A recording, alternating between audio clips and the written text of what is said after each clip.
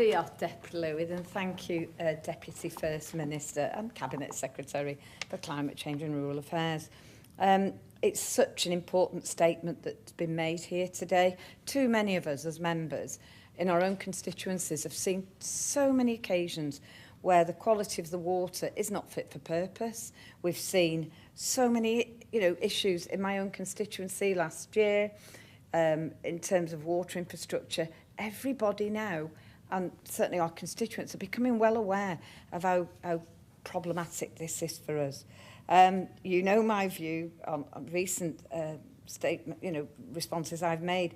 I genuinely believe that the findings of the Water Commission should form the basis of a Water Wales bill. We need legislative change. It's more than apparent when considering findings such as there's been no actual report on progress made with the water strategy for Wales 2015 for almost a decade. That's just unacceptable. So that we know there's a need to strengthen the polluter pays principle.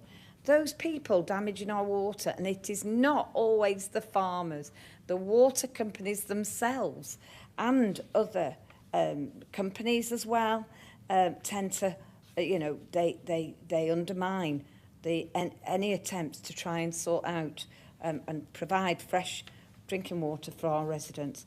There are over 100 pieces of legislation relevant to how water is regulated in Wales. But, barriers are more overcome in spite of legislation, not because of it.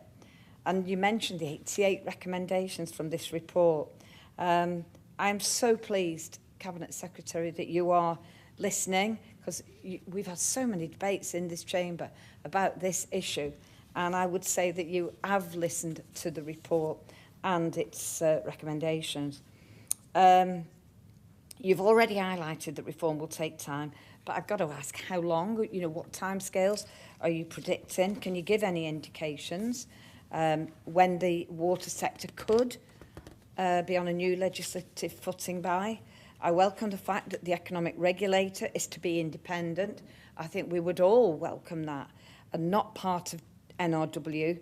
Too often, when we've had an incident in my constituency, the water company themselves will say, it's all right, Janet, I've reported myself to NRW. We've reported ourselves to NRW. I then go and write to NRW. And to be honest, the response time from them is not good, to say the least. Not when you have constituents writing in on a daily basis.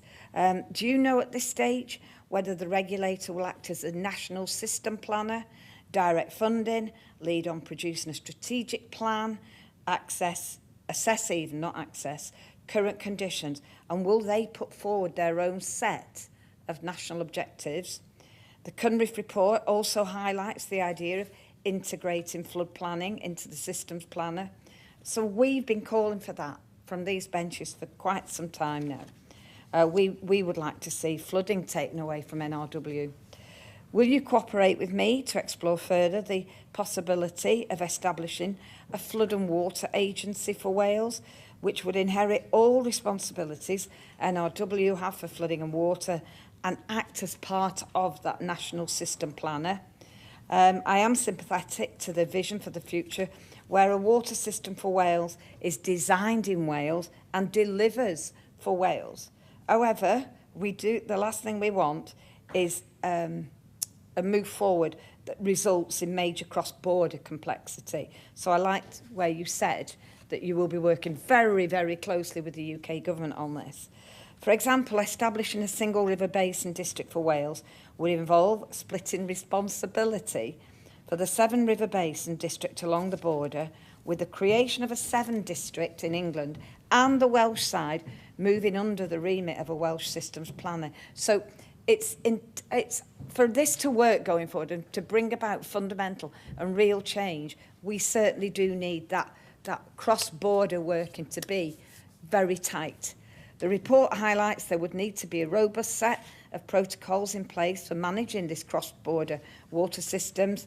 This could include developing a shared set of principles for how they should be managed. For example, a duty to cooperate, an agreement to share monitoring data, or a duty to consult on planned measures that could have cross-border impacts. What plans, finally, Cabinet Secretary, do you and your colleagues in London have for ensuring that Wales and England have the best possible and most robust approach to cross-border working? Diolch.